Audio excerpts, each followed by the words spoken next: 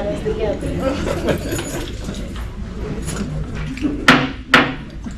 I call this meeting together of the South Redford Board of Education at 6:31. 6:31.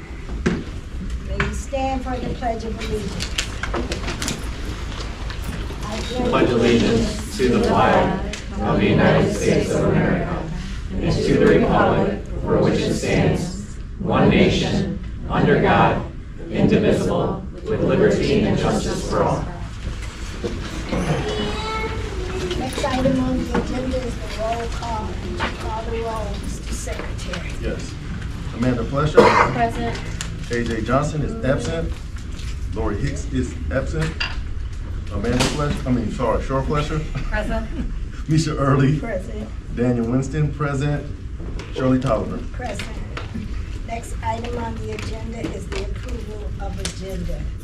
Are there any corrections to the agenda? There are none, so the agenda will be as written. Next item on the agenda is Superintendent Communications. Mr. Brown. Thank you, Madam President.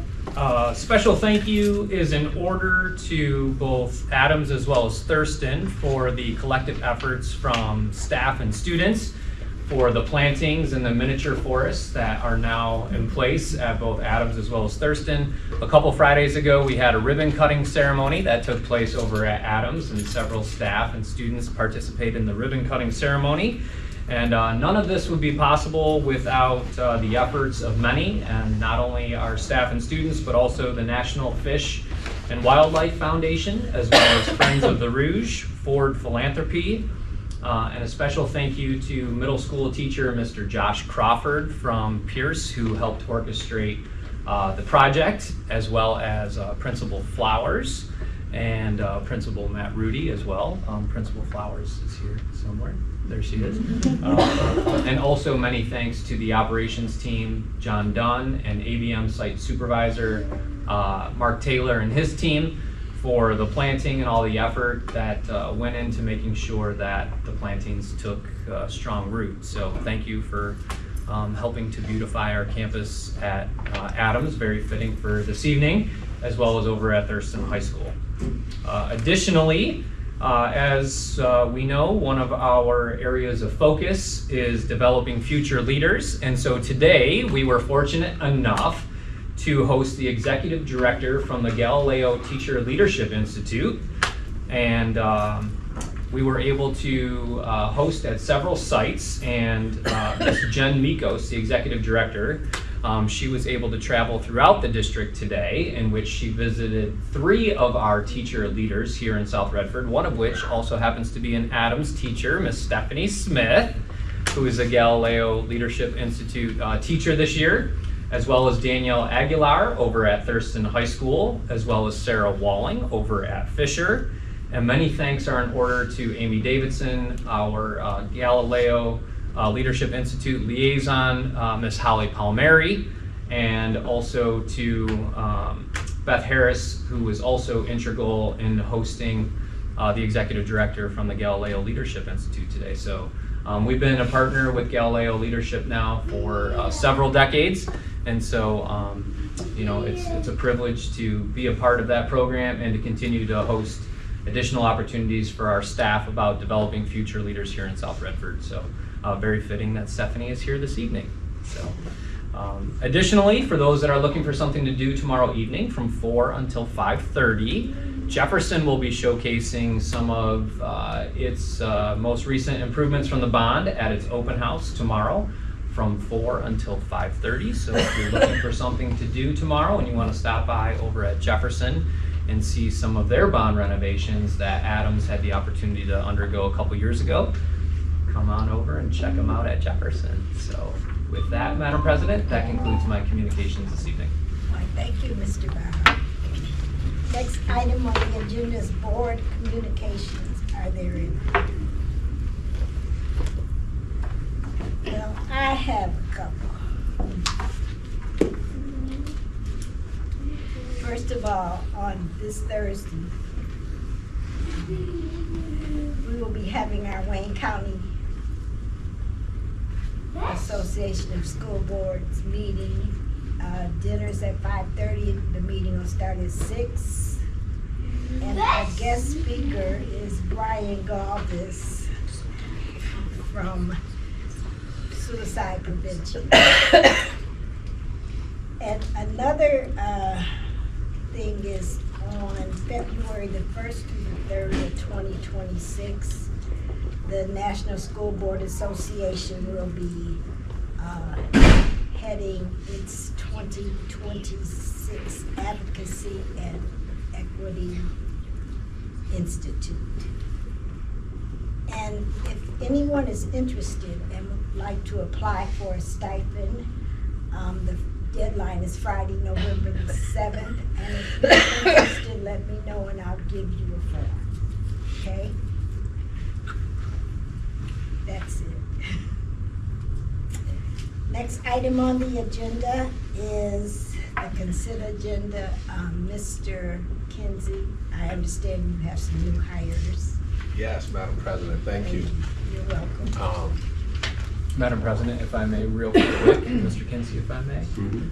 Do we have any comments from the audience for agenda item number 7? I just overlooked that. Are there any comments from the audience? There are none. Okay. Mr. Kinsey, back to you. Thank you. So, first, I'm gonna mess up the first name. It's such an easy name, but I messed it up several times during the interview. Daria. It's real simple. I spelled it out so you can mess it up too.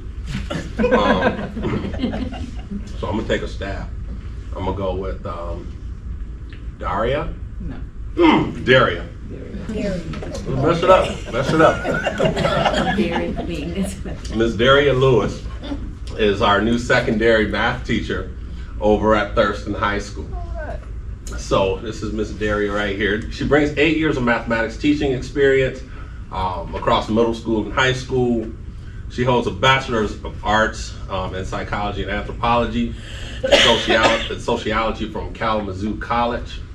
We had a conversation about that. I went to Western, so Kalamazoo College was the school right down the street. You gotta be really, really bright to go there. And then before Kalamazoo College, she went to, was it the University of Liggett? Mm-hmm. University of Liggett. So if you know anything about that school, you can't just get in. You gotta be a genius to get into that school. So we got lucky and was able to bring her in. In her classroom, she thrives on differentiated instruction, restorative practices, and relationship building with her students. She brings additional expertise in student intervention, conflict mediation, and culturally responsive programming with her students. Previously, she served as a champion teacher, leader, and math committee lead teacher at Reach Charter Academy, which is an NHA school. I'll tell you a little bit of story about that in just a second, where she coached colleagues in instructional strategies and coordinated both classroom and school level family engagement activities. Outside the classroom, Daria balances her teaching career with work as a licensed realtor and enjoys puzzles, traveling, and singing while maintaining conversational Spanish language and membership in the Greater Metropolitan Association of Realtors. Also, we have with us, you see this cute little one right here. She's also a student. She's GSRP at Vandenberg, correct? Mm-hmm. All right, so we actually had, Daria brings a student with her. It's all right. Interestingly enough, my boss, before coming over here to South Redford,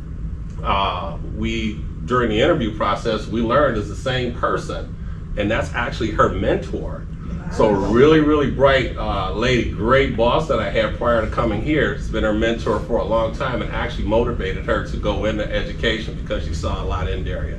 So Daria, welcome to South Redford. We're happy to have you here. Thank you. Next, wasn't able to make it tonight, we have Mr. LaRon Griffin. He is the PE teacher over at Pierce Middle School. He brings to us 22 years plus experience in physical education and health instruction. He holds a master's in the art of sports administration from Wayne State University and a bachelor's of science in secondary English education with a minor in PE from Ferris State. His unique combination of athletic administration and teaching experience includes serving as athletic director at Detroit Mumford High School, where he put together the first ever soccer program and managed over 18 sports. He's a certified MHSAA basketball official since 1995 and maintains active memberships in professional organizations, including Michigan Principals Fellowship and the Michigan ASCD. Beyond the classroom, Mr. Griffin is passionate about exercising, traveling, and spending quality time with his family while continuing his commitment to training athletes in physical fitness. One interesting thing about Mr. Griffin is Mr. Griffin actually lives in our community. In addition, he's also worked with Principal Jackson over at Pierce, and he helped her train for her wedding so she can get into the dress that she wants. And during the interview process, it was really interesting. If you notice the cafeteria right outside of Pierce's cafeteria, you have a ramp right there, and you also have steps right there. So during the interview process, after he finished doing his sample lesson to the students, we walked out. A student in the back says, "Can we have him as our teacher?" And then walking down the hallway, Ms. Jackson was getting ready to go up the ramp. And Mr. Griffin was like, "Nope, nope, nope, nope, over this way to the steps." Now this is part of his interview. So before we got back to the office, I'm like, "Yep, you're hired." So we're happy to have him be part of South Radford. So thank you and welcome.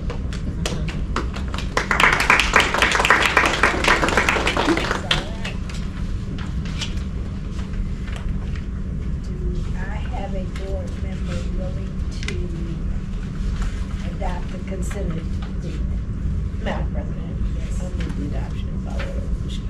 Do I have the support? Support. It's been adopted by Mrs. Early and supported by Mrs. Fletcher. All in favor? Aye. Any nays? 0 nays? Resolution adopted. Next item on the agenda is presentation, Adams Elementary School. Mr. Bob. Thank you, Madam President. At this time, I would like to turn it over to the Adams staff as well as Principal Flowers of Adams Elementary School for its presentation with the board this evening to talk about the many wonderful things taking place at Adams. Not only the planting of the new forest, but just many of the great things taking place at Adams. So with that, I will turn it over to Adams staff and Principal Flowers. All right, well, welcome. Thank you. I am Portia Flowers, Principal of Adams. So before we get started, I want to say something about Daria. So the crazy thing is we're connected to, I worked at Detroit Merit Academy. Her mom was the secretary and I was a teacher in my very young years before I had gray hair. And I used to see Daria as a student there. So I was like, what are you doing here? You're not grown. I'm not that old. So it's amazing. It's like it's a circle. It's a great thing. So we'll talk a little bit about Adams. So today I have the pleasure of letting you know what some great things we have going on at Adams. So we're going to talk about the Big 3 Rocks. We're going to look at some MSTEP information, our MSTEP proficiency scores, and steps toward data analysis. We're going to look at some scores here. So we have our vision, and this is just a part of what we do here at South Radford. Eagles are educated, equipped, and empowered, and we believe that at Adams. And our mission is Eagles educate, encourage, and engage every student every day. We've seen this lots of times. All right, and our 3 big rocks, relationship and responsiveness, safety, including the learning environment, curriculum, and instruction. And at Adams, we definitely are into our relationships and responsiveness. We have lots of great things going on with PBIS. Safety, we are always making sure that our students are safe, and we're teaching them what that means just to be safe with each other. And curriculum instruction is a lot of what we're going to talk about today.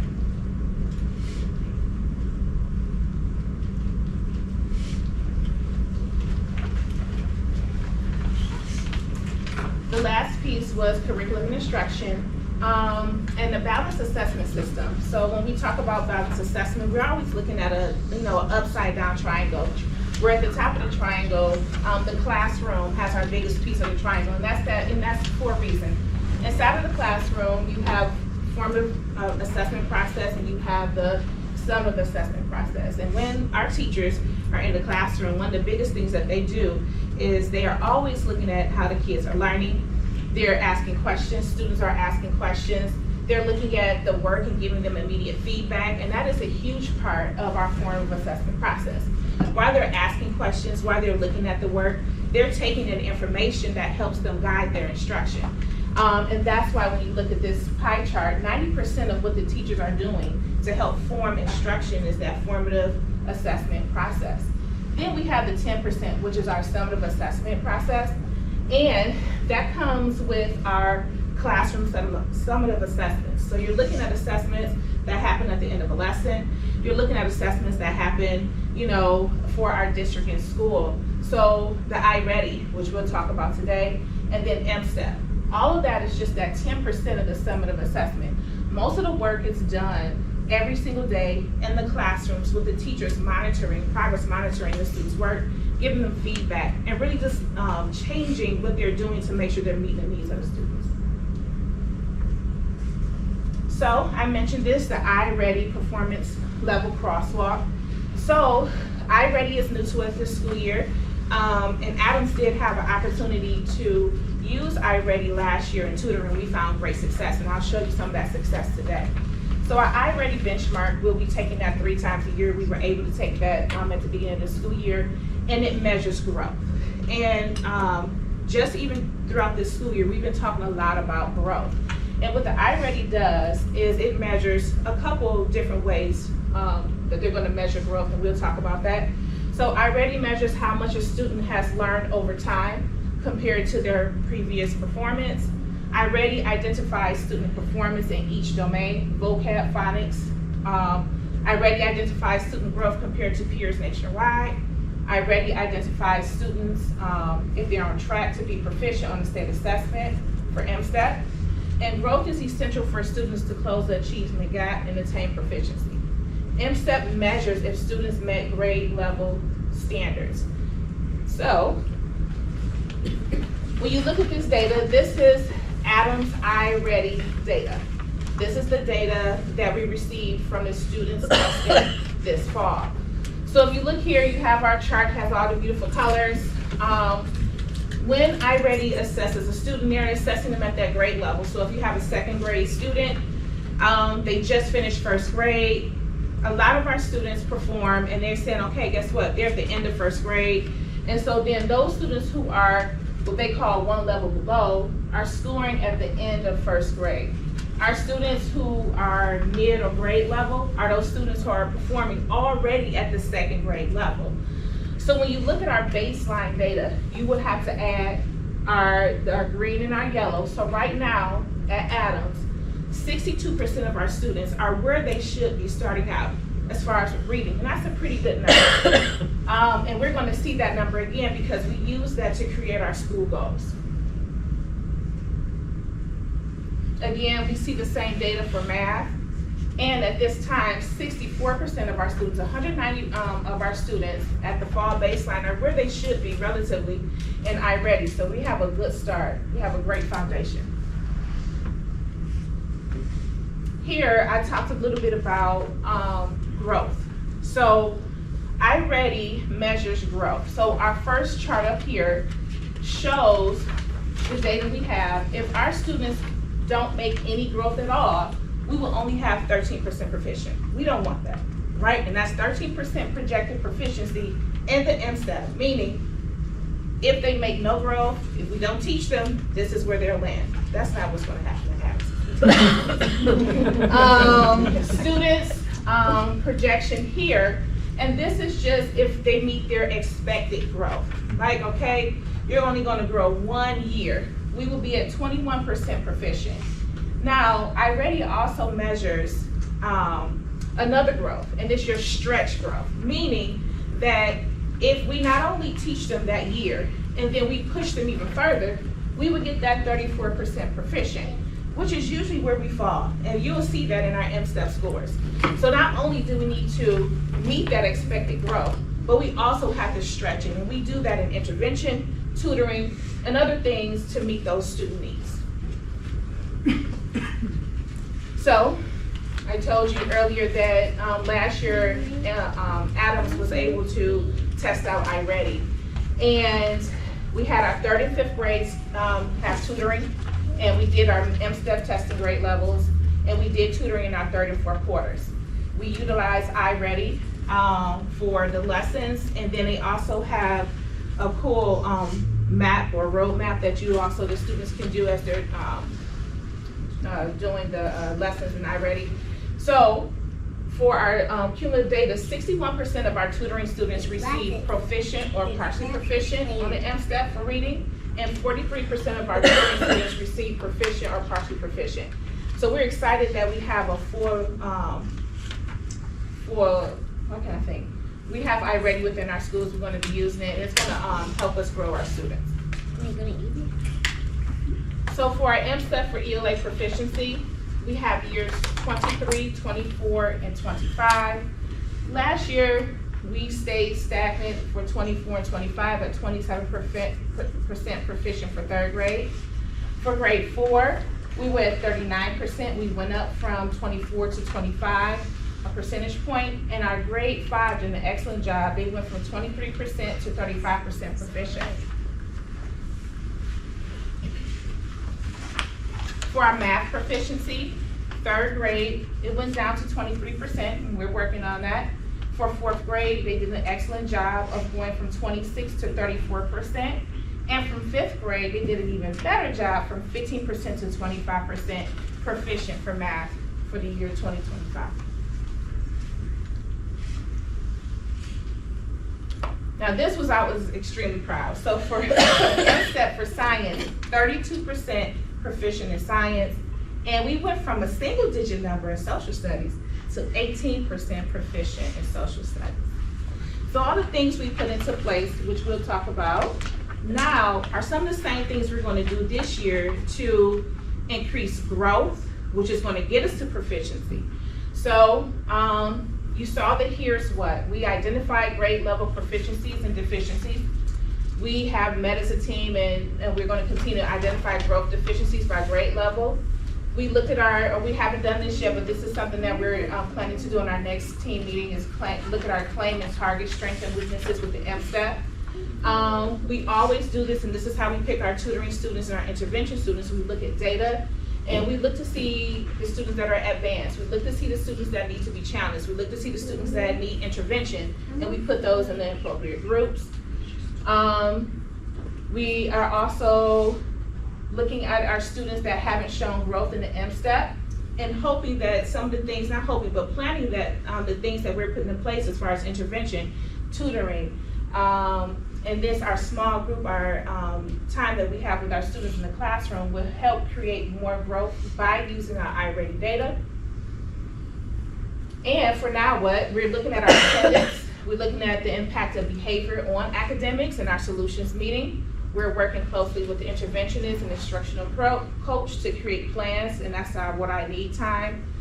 We are always going over data, and with the iReady, we get to progress monitor how well the students are going and how they're growing. So like I said, we're really excited to have iReady. One of the things we also did as a team, and we're still working through this process, is this year we created school-wide goals. So the numbers that I showed you earlier were our fall baseline scores, were in those nice green, yellow charts. We have a goal for math that 69% of our students at Adams Elementary will meet or exceed their annual typical growth target in mathematics, which will give us that proficiency we need to see in MSTEP. And then for our reading, we have that 67% or more of our students at Adams will meet or exceed their annual typical growth targets, which again, if we have that type of growth, we'll see the proficiency we need in reading for all 3, 4, and 5 grade levels in MSTEP. So this is some of the fun stuff, or some of the things that we do to make sure that academics has its correct space and time. We have Lincoln Behavioral Services We have our 2 district behavior coaches that come and meet them. We've already seen both of those coaches in some of our classrooms, especially our kinder classrooms. We have some fun friends. Restorative circles is something that we are going to, implement inside of our classrooms. Student family success, we have our breakfast club. It hasn't started yet, but it will definitely start. And that's something that helps with our young men. We also have our girl groups with our social workers. We have our peace path, morning meetings, all those things we do to make sure that the kids are mentally ready to take on the academics that we have for them every day. So what's good? We have our monthly assemblies where we talk about attendance, we talk about behavior, we give awards for all the students who are doing great things. We will start goal setting right before we take our winter, and this is NWA, but right before we take our winter iReady test so that the kids understand what their goals should be when they test for iReady. And I talked about our attendance. We have monthly awards for attendance, and we have our citizens that have a pizza party for those kids who are doing great things every month in the classroom. Our PTO is amazing.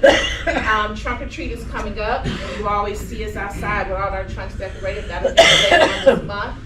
We always have surprise popcorn days put on by our PTO. Mom and son, daughter days, where we have those dances, again, sponsored by the PTO. We have our daily reading and math win time, where we look at that data that we just looked at to plan some very specific lessons for our students.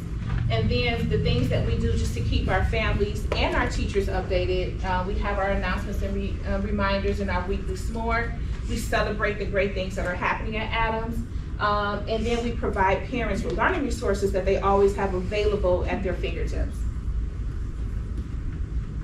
We talked about this earlier, but we have already had classes go out and enjoy our mini forests, so we have some pictures from that. We had last year, and we'll do this again this year, we had guest readers during the month of March, and we'll do that again this year, and we always make an effort to celebrate Black History Month and other things that help just encourage our students to do the best they can. All right. We also have winter and spring data incentive parties. So to get the kids, excited about iReady or any test that we take, we like to give them incentives. And so this was one of the things we did, and we had a whole incentive party where the kids had games everywhere. And if they made their growth, they were able to, participate. And I would like to say that at least 95% of our students were able to participate in the games.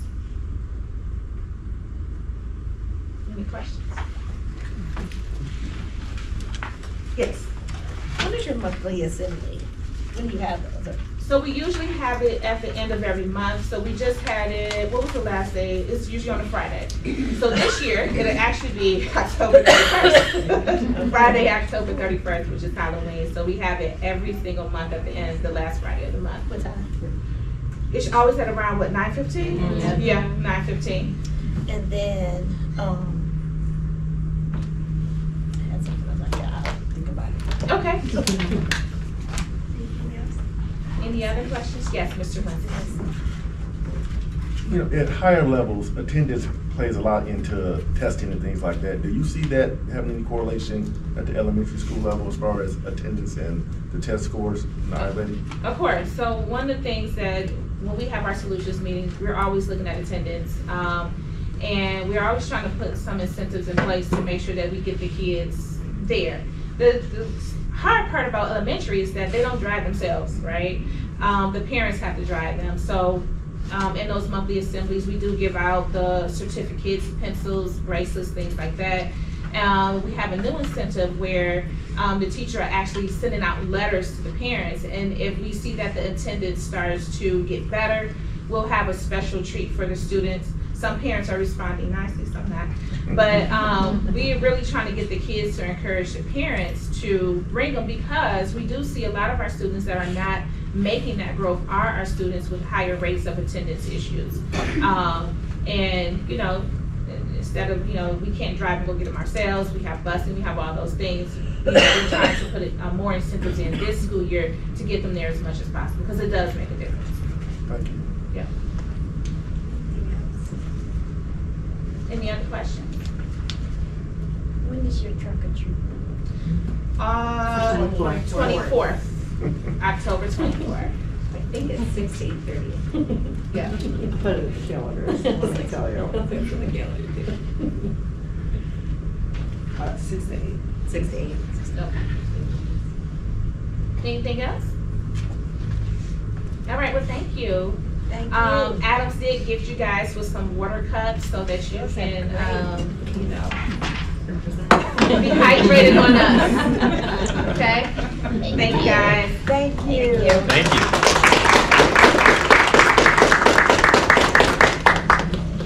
Next item on the agenda is presentation by update. Mr. Bauer. Thank you, Madam President. At this time, I would like to turn it over to our partners, both Kelly Ferguson of Barton Mallow, as well as Kyra Copeland from TMP Architecture, to talk with the board and show a visual timeline of where we are at as it pertains to the 2021 bond project improvements, as well as how the spending is going. And so it's something that we periodically do with the Board of Education. And so with that, I will turn it over to Kelly and Kyra. Hello, hello, it's been a minute. Hi, everybody. Hello, hello. Summer is over, yay! So I'm excited to be back again. Depends on you. Yeah, who you asking? Right. Here are just a couple of updates for construction. So this past summer, we worked in 5 of the buildings.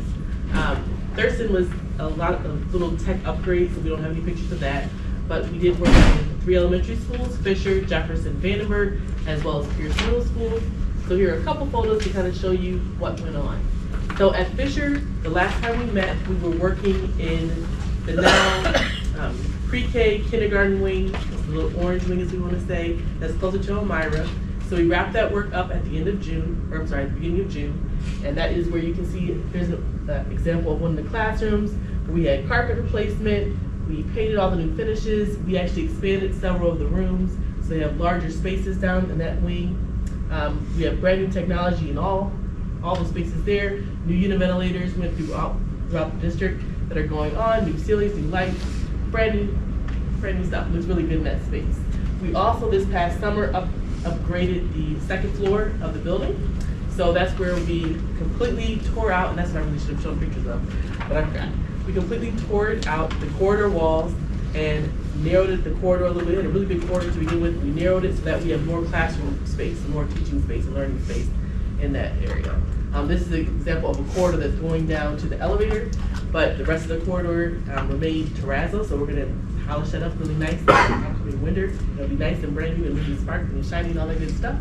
And we made it so now there are 8 classrooms upstairs that are bigger, nicer, expanded, as well as a collaboration space up there on the second floor in the 3rd, 4th grade area, and a new restroom in the special ed classroom, so it's nice. All classrooms at Fisher got sinks, they're looking pretty good there. And then we are just wrapping up the media center work. So this upcoming Wednesday, we have our final building inspection for the media center, so at that point, we'll be able to turn everything over, open the doors, and kids can enjoy the media center, which looks really nice. At Jefferson and Vandenberg, similar, all 3 elementary schools mimic Adams with the tree of life, which Kyra can explain a little bit better than me. But at Jefferson and Vandenberg, we completed the new gym additions of those schools. So here's a screenshot of just one of the new floorings. You have the new logos that are going in everywhere. Bless you. God bless you, yes. God bless you with those spaces. We also completed renovations at the media centers this past week. We do have our final fire safety inspection for this upcoming Monday, and at that point, we'll be able to fully occupy the space and keep it going. It was a little bit tough throughout this summer. As you know, we had to replace all the corridor flooring in those 2 buildings, which is super great, but we were dealing with a lot of temperature issues, and so it delayed it a little bit. But now all the corridor flooring is complete. It looks nice and good, and you'll have a lot less maintenance as we go further down the line. So we're saving some money eventually. And then finally at Pierce Middle School, the corridors look good at Pierce. Don't let anybody fool you. The corridors already look good. So we didn't touch the corridor flooring there, but the science rooms all got brand new flooring. All the rest of the classrooms got brand new carpet in the space. Here's just an example of one of the science rooms. The new furniture package looks fantastic. TV did a great job, so it looks like brand new spaces throughout. All the corridors are color coded, so it's easier for students to identify where they need to be. You're like, I'm in science, where I'm in green, so I'm gonna go here and enjoy that space. It's really nice. One of the science labs, or two of the science labs, got a brand new layout, which I think is a little bit better functioning for the teachers in that space, so it looks good. And we're just continuing to wrap punch list work in that space and keep it going. As mentioned, the only project that is currently left is going to be Thurston High School. So we're wrapping up the bond program. We're coming towards the tail end. We currently have bids out right now for the high school remodeling project, which will consist of replacing 70+ mechanical units in every classroom. And we're going from that horizontal to vertical once again to help save on economy and also save on noise so that kids can hear better in those spaces. We are also going to be replacing corridor flooring in a lot of the spaces, so that corridor flooring will get upgraded. There are some minor aesthetic changes, some restroom upgrades throughout, but it's gonna be nice and pretty and stuff.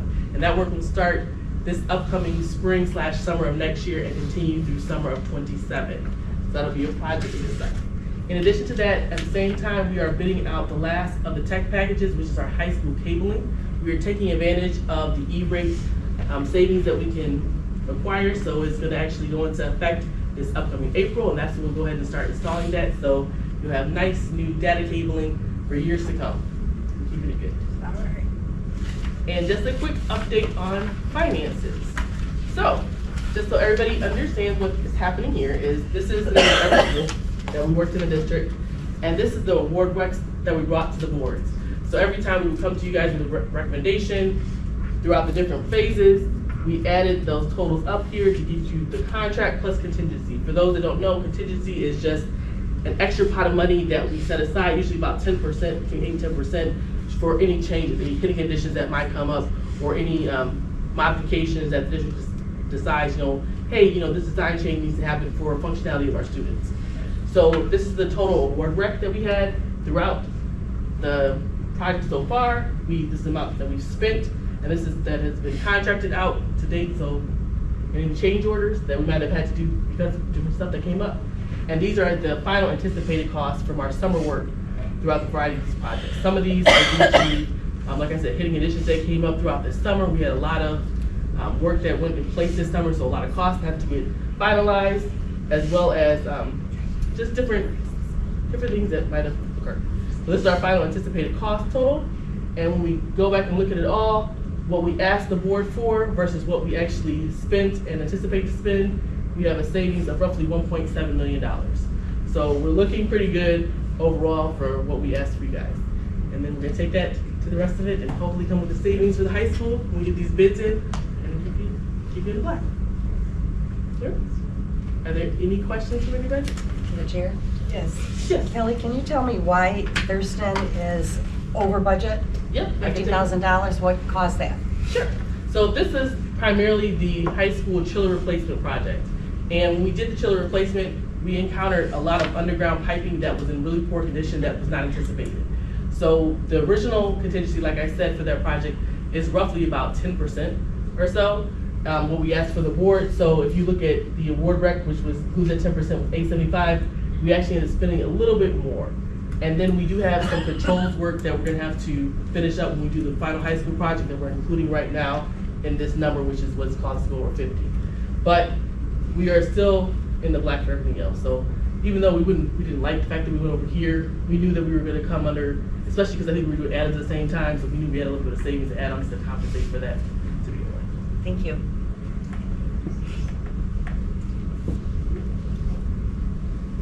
Anyone else? All right, thank you. And I'm gonna turn Thank over you. to Kyra, who's gonna show you what Thurston is coming up. Welcome. Thanks, Kelly. Thank you. Thank you.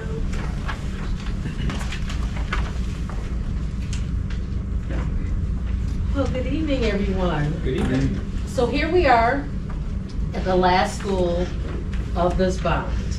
So it's been a nice run that we've had with all of these schools. So I wanted to give you just an overview of the design concept, how we went from the nest to now we're going to new heights. New heights being the high school, the nest starting out with the elementary schools.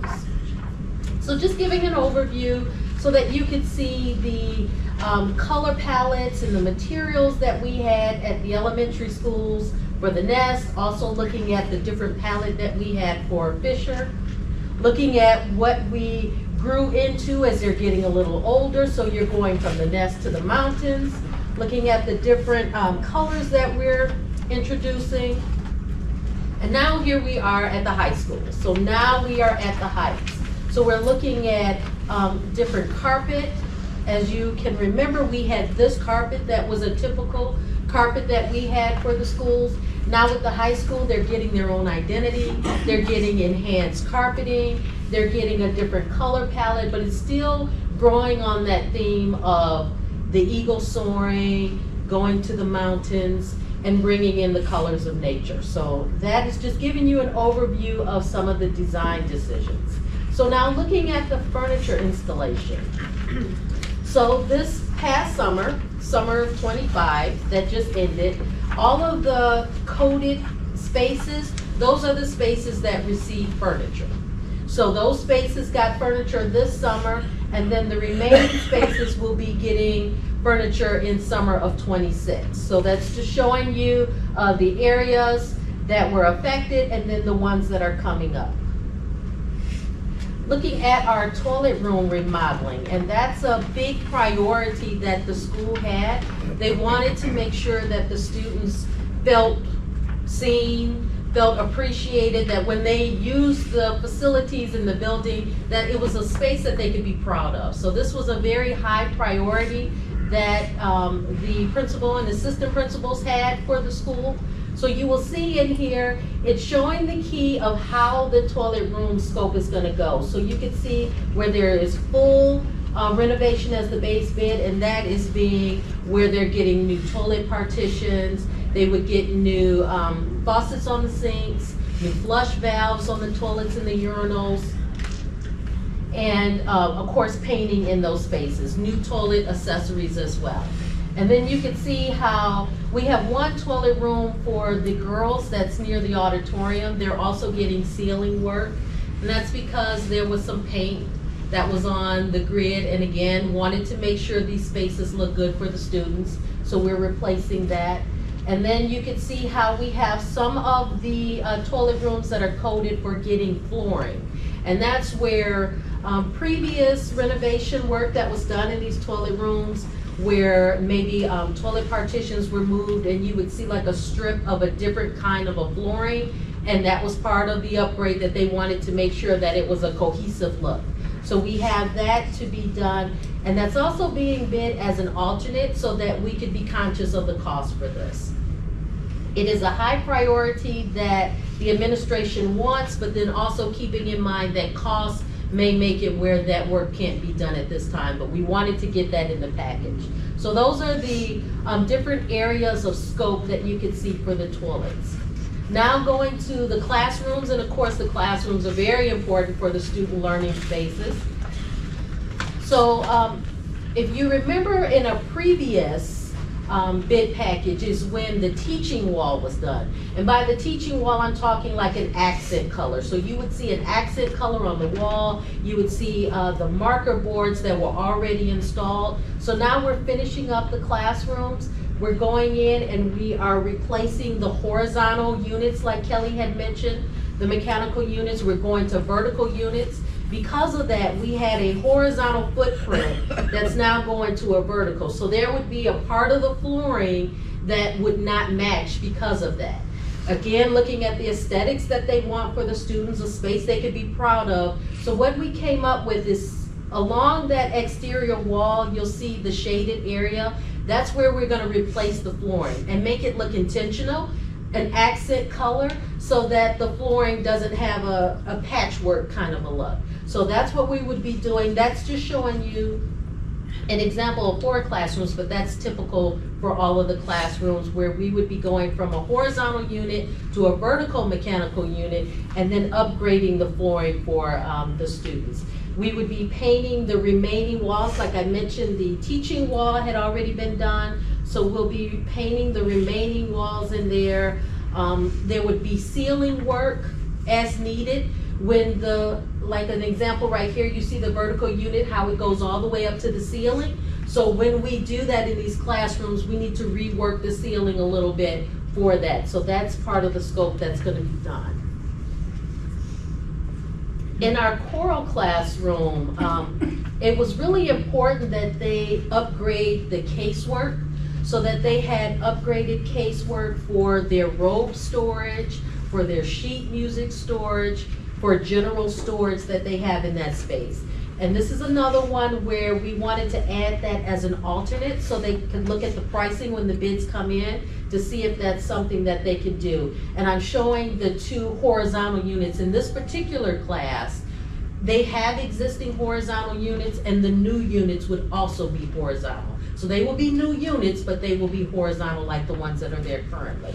And then showing the shaded areas of the casework alternate. Now looking at the 800 hall classrooms, a lot of those classrooms currently have vertical units. They are newer units, but they're still older units. So that is being looked at as an alternate for cost savings, but saying that they are near the end of the life and it's time to replace those. So that's why you see that scope for the 800 classrooms. Now looking at the flooring, we talked about the flooring in the classroom, so this isn't touching on that. This is looking at all of the other flooring replacement. And the green that you see for the resilient, and that's putting back in the VCT corridors, just about all of the corridors are getting replaced. There were some where the principal and assistant principal said, well, these floors are good, we could save money in this area. And that would be by the auditorium area, also the gym and the pool area. There's some VCT that they said, we can keep that, it looks good, and you'll see the other areas where that's gonna be replaced. You'll also see the highlighted areas, like I had mentioned before, about the flooring alternate. So that's identified so you could see being in the choir classroom, that's a flooring alternate, and then the toilet rooms that we talked about. The media center would be getting the carpet tiles. And we have some walk-off carpet that's gonna happen at 3 of the doorways, and that's the more durable carpet that we've been installing throughout the district. Any questions? I know that was a lot of information for Thurston, but any questions? And I have the carpet that we're gonna be using at the high school if you all would like to see how it differs from what's here. Would you all like to see that? Yes. Okay, let me get that for you.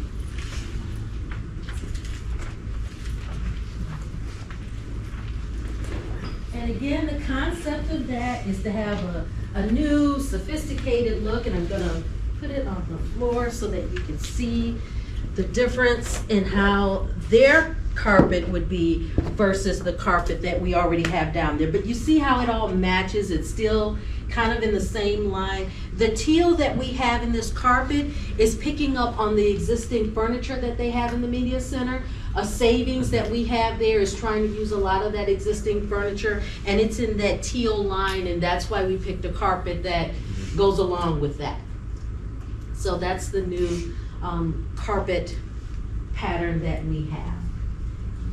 Any other questions?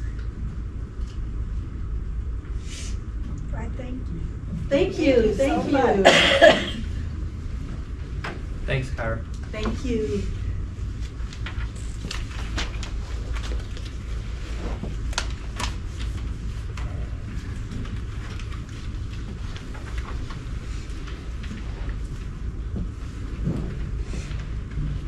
Next item on the agenda is consider Thurston High School Lights and Drapes project.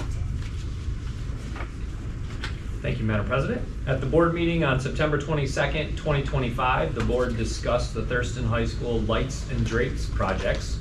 Bids were solicited and received for the work. The companies that are recommended for the work required are Advanced Lighting and Sound for $328,000 and Tobin's Lake Sales LLC for $120,330. A 10% contingency, total expenses not to exceed $493,163 is requested to cover any unforeseen costs associated with the project. This bid would be funded by the 2021 bond. And Madam President, there is a resolution attached for board consideration.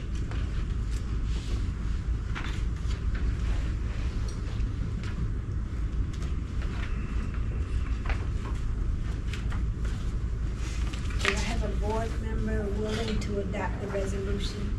To the chair, Yes. I'd like to move the adoption of the following resolution, please. Do I have a support? Support. It's been moved by Mrs. Flusher and supported by Amanda Flusher. All in favor? Aye. Any nays? 0 nays, 5 ayes. Resolution adopted. Next item on the agenda is comments from the audience. Are there any? No. No comments? Next item on the agenda is Plus Delta for improvement. Mr. Thank you, Madam President. What processes supported the board's work this evening? To the chair. Yes. I appreciated all of the presentations. I thought the Adams presentation was really good, and I thought the bond update was really helpful. And seeing as I just asked for it recently, like that, you were on top of it, so thank you. Any others? I'd just like to piggyback with Amanda's. I thought that the presentations was very good, especially Adams. That really made me feel good because it shows progress, and I enjoy that. I like that. And Kelly did a great job. Thank you, Kelly. And so did our TMP. Okay. Are there opportunities for improvement to support the board in its work that the board would like to lift this evening? It's to me like there's no deltas. How about that? Back to you, Madam President. If there's nothing further that comes before this board, I adjourn the meeting at 7:23. 7 what? 7:23. 7:23.